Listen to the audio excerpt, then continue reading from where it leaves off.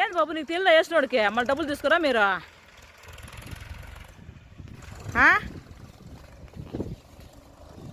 ఏం బాబు ఎన్ని లోడ్లు పంపించిండేదే? తెల్లేదా? తిరుగులోనే లోడ్లు డీజిల్ ఖర్చులు అంతా అట్లే వరిస్తారా మీరు? ఇంత కొంచెం ముందేనే వచ్చినారు. ఎన్ని లోడ్లు?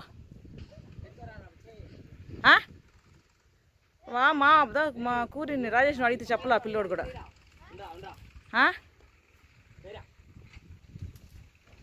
ఎన్ని బాబు? నేను ఒక పార్టీ అధ్యక్షురాలు చెప్పు. నేను కూడా ఒక పార్టీ అధ్యక్షురాలు. నా చెరువు కదా ఇది, నేను చూసుకోవాలి కదా.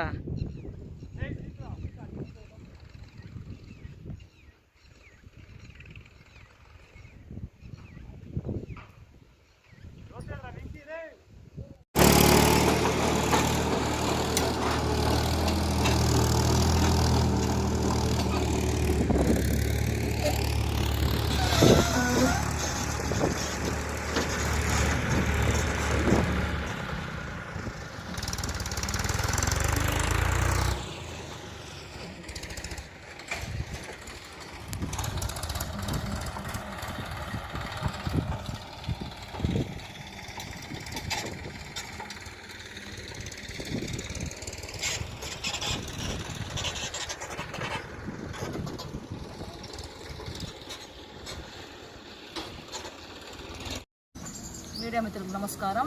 నా పేరు సునీత. నేను గంగవరం మండలం చిందూరు గ్రామస్తురాలిని. నేను మా ఊర్లో అక్రమంగా మట్టి తరలిచ్చేస్తున్నారని, టీకెట్ ల్యాండ్స్లో ఫ్లాట్లు వేసి అమ్మేసి మొత్తం ఇండ్లంతా ఫౌండేషన్ చేస్తూ ఉన్నారని ఏప్రిల్ 20వ తేదీ నేను వచ్చి ఎంఆర్ఓ గారికి, ఆర్డీఓ గారికి నేను కంప్లైంట్ చేసినాను. చేయని తర్వాత సరే చూస్తామన్నారు, ఏం పట్టించుకోవడం లేదు వాళ్ళు. ఆ తర్వాత మళ్ళీ ఒకసారి వచ్చినాను. వాళ్ళు ఏమన్నారంటే అసలు మేము మళ్ళీ వస్తాము చూస్తామన్నారు, ఏం పట్టించుకోవడం లేదు. ఆ తర్వాత నేను కలెక్టరేట్కి పోయినాను. ఇట్లా నేను కంప్లైంట్ చేసి పట్టించుకోవడం లేదు, ఇట్లా అక్రమంగా చెరువుల్లో మట్టి తరలిస్తూ ఉన్నారు, టికెట్ ల్యాండ్లో ఫ్లాట్లు వేసి అమ్మేస్తున్నారు, ఇది ఏం పట్టించుకోవడం అంటే సరే మేము చూస్తామని చెప్పినారు. ఎవ్వరూ అధికారికంగా వచ్చి పట్టించుకోవడం లేదు అసలుకి. నిన్న అనగా ఆగస్టు 2వ తేదీ నేను ఊరి నుంచి వస్తూ ఉంటే ట్రాక్టర్లో మట్టి తరలిస్తున్నారు. ఎక్కడి నుంచి అంటే చిన్నూరు అపిరెడ్డి చెరువు అన్నారు. ఆ తర్వాత అది ఎక్కడిది ఏమి అంటే అపిరెడ్డి చెరువు నుంచి మేము ట్రాక్టర్ తోలుతున్నాము అంటే లోడ్ ఎంత అంటే 600 అన్నారు. ఎందుకు అన్నారు, మేము తోలించుకోవాలంటే వాళ్ళు సరే అన్నారు. అక్కడ పోయి చూస్తే ఒక జేసీబీ 3 ట్రాక్టర్లు అక్రమంగా మట్టి తరలిస్తూ ఉన్నారు. సరే అని చెప్పేసి నేను వీఆర్ఏకి ఫోన్ చేసిన, ఏమని ఇట్లా మట్టి తరలిస్తున్నారు అంటే ఆయన సరే మేము చెప్తామని చెప్పి ఆయన దగ్గర నెంబర్ తీసుకున్నా, వీఆర్ఓ నెంబర్ తీసుకున్నా. సార్ ఇట్లాగా అక్రమంగా మట్టి తరలిస్తున్నారు, ఒక జేసీబీ 3 ట్రాక్టర్లు ఉన్నాయి, మీరేం వచ్చి చూడండి అంటే నేను వెంటనే పంపిస్తాను, ఆడొచ్చి చూస్తారు వాటిని అని చెప్పినారు. నేను వెయిట్ చేసిన, ఇప్పుడు 1 గంట 30 నిమిషాలకి నేను వెయిట్ చేసిన, ఎవ్వరు రాలేదు అక్కడికి. సరే ఇన్ఫర్మేషన్ ఇచ్చేసి సైలెంట్గా అయిపోయినా. మళ్ళీ ఒక 4 గంటలకు అట్లా నేను టౌన్కి పోతుంటే వాళ్ళు మళ్ళీ లోడ్లు తోలుతూనే ఉన్నారు. ఎట్లా నడింపల్లి రోడ్ నుంచి అక్రమంగా తరలిస్తూ ఉన్నారు. నేను దాన్ని వెంబడించి వెనకాలే పోతే ఆడ వాళ్ళు అడిగినాను అనమాట మళ్ళీ ఎందుకు అనేసి. నేను ఎంఆర్ఓ మేడం గారికి ఫోన్ చేస్తే ఫస్ట్ ఆమె తీయలేదు. వీఆర్ఓకి చేసినాను, లేదు ఇప్పుడే వస్తాము మేము పంపించినామన్నారు, కానీ ఎవరిని పంపించలేదు వాళ్ళు. ఆ తర్వాత ఎంఆర్ఓ మేడం గారు నాకు మళ్ళీ వెంటనే ఫోన్ చేసిన, ఎవరు అంటే ఇట్లా చెన్నూరు నుంచి నేను పలానా సునీత మాట్లాడతాను, గ్రామస్తురాలని, మా గ్రామంలో మట్టి అక్రమంగా తరలిచ్చేస్తున్నారు అని నేను చెప్పినాను. వాళ్ళు ఏమన్నారంటే లేదు సీఏ గారికి ఫోన్ చేస్తాను, ఇప్పుడే నేను పంపిస్తాను అని సీఏ గారిని పంపిస్తాను, వాళ్ళు కానిస్టేబుల్ ఎవరు అన్నారు. కానీ నేను 3/4 గంట వెయిట్ చేసిన, 6:45 దాకా వెయిట్ చేస్తే అక్కడికి ఎవ్వరు రాలేదు. ఏ పోలీస్ డిపార్ట్మెంట్ వాళ్ళు కానీ రెవెన్యూ డిపార్ట్మెంట్ వాళ్ళు నాకు తెలిసి అయితే రాలేదు. నేను ఆ తర్వాత నేను నా కూతురున్నాము. ఆయన చిట్టిబాబు అనే వ్యక్తి నా మీద నువ్వు ఇంట్లో ఉండాలి, ఊరందరికి లేదు నీకేమి, మేము బండిలో వస్తా అంటే మా మీద ట్రాక్టర్లు ముందుకు రావడం ఏంది, మమ్మల్ని హత్యా ప్రయత్నాలు చేయడం ఏంది, ఈ నోటికి వచ్చిన వల్గర్ మాటలు అక్కడ ట్రాక్టర్ డ్రైవర్ కానీ వాళ్ళు మాట్లాడినారు చాలామంది. మాట్లాడిన తర్వాత సరే అని చెప్పేసి నేను నేరుగా వచ్చేసినాను. వచ్చిన తర్వాత మళ్ళీ ఎంఆర్ఓ ఒకరు మళ్ళీ 2 సార్లు ఫోన్ చేస్తున్నాను, వెంటనే అక్కడికి వస్తారేమో వీళ్ళతో మాట్లాడదాం చెప్దామని. ఎవ్వరు రావడం లేదు.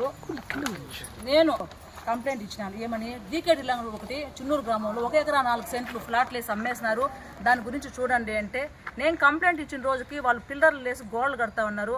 ఆ తర్వాత వాళ్ళు ఇల్లు పూర్తిగా కట్టి పెయింటింగ్ చేసి గృహప్రవేశం చేసి కూడా వచ్చేస్తున్నారు, ఇంటప్పటికి ఏం పట్టించుకోలేదు.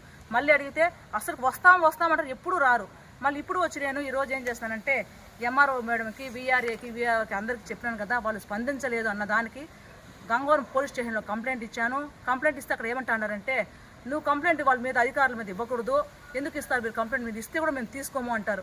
ఇప్పుడు కంప్లైంట్ ఎవరు తప్పు చేస్తే వాళ్ళు అధికారికంగా నేను ఉన్న టైంలో ఎవరు స్పందించలేదు కాబట్టి నేను వాళ్ళని ముద్దాలుగా చేర్చి కంప్లైంట్ ఇచ్చినాను. ఈ చట్టాలు లేవు అంటే తప్పు చేసిన మీద ఎవరి మీద ఇచ్చే హక్కులు చట్టాలు లేవా? నేను ఎఫ్ఐఆర్ చేయమని అడిగేది తప్ప? ఇప్పుడు అందరికి ఇచ్చిన, ఆర్డీఓ మేడంకి అందరికి ఇచ్చిన, వీళ్ళు రారు, మేము వస్తాము మళ్ళీ ఏదో చేస్తామని కానీ ఎవ్వరు ఏమి అక్కడ చేయరు. ఒక గ్రామస్తురాలుగా నేను చెప్పేది ఏమంటే అందరికీ లేనిది నీకెందుకు బాధ అని మాట్లాడుతాండ్రు.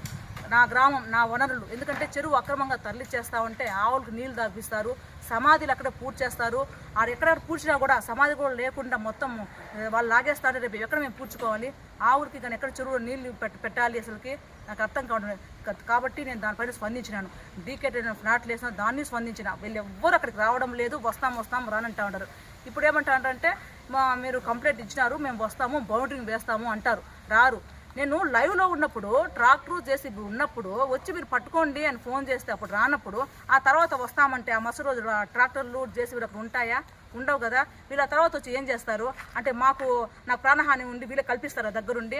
వీరికి ఏం ముట్ట చెప్తాంటారని వీళ్ళు వెంటనే స్పందించడం లేదు అసలుకి. ఈ రెవెన్యూ డిపార్ట్మెంట్ వాళ్ళు, పోలీస్ డిపార్ట్మెంట్ పోతే వాళ్ళు బెదిరిస్తారు నన్ను. నువ్వు ఎట్లా చేరుస్తావు వాళ్ళని కంప్లైంట్ దారుగా ఎఫ్ఐఆర్కి ముద్దాలు కానీ వాళ్ళు అంటారు. అంటే చట్టంలో లేవా తప్పు చేసిన శిక్షించాలని? ఇది ఎక్కడిది? ఒకసారి నేను గ్రామం, ఎందుకంటే మీరు గ్రామంలో నేను తిరిగి చేస్తానంటే భారతదేశంలో మనం ఉన్నప్పుడు దేశం ఎక్కడో ఉంటుంది, అక్కడ ఏం చేస్తాము, పాకిస్తాన్లు చొరబడతానని చెప్పి ఆర్మీని పెడతాం కదా, అప్పుడు అది మన భూమే కదా. ఇప్పుడు గ్రామం కూడా మన భూమే కదా. దీన్ని కాపాడుకున్నప్పుడు దాని వరకు ఎందుకు పోతాము? అక్కడ జరిగితే ఒకటి, ఇక్కడ జరిగితే ఒకటి. ఇది కూడా మనదే కదా, మన సంపదే కదా. ఇవంతా మట్టి మన సంపద. రేపు తరానికి చెరువు అంటే ఏం బావిలు చూపిస్తామా? ఇది చెరువు కాదు బావి అని చెప్పి ప్రమాదాలు జరిగితే రెవెన్యూ డిపార్ట్మెంట్ వాళ్ళు, పోలీస్ డిపార్ట్మెంట్ ఆ తర్వాత వస్తారు. అంటే ఒక కంప్లైంట్ రాసుకుంటారు. అంటే ఎవరికి నష్టపోతుందని ప్రజలు. వీళ్ళు మాట్లాడితే బెదిరిస్తారు. ఏమని? నువ్వు ఒకటే వస్తే ఎట్లా, 10 మంది రావాలి కదా అంటే 10 మంది రారు, ఎవరో ఒకరు వస్తారు. దాని కంప్లైంట్ వీళ్ళు తీసుకోకూడదా? అంటే నేను చేయని తప్పేమన్నా ఉందా ఇక్కడ చట్టపరంగా? ఎవరు తప్పు చేస్తే వాళ్ళని శిక్షించాలని నేను కోరుకుంటా ఉన్నాను.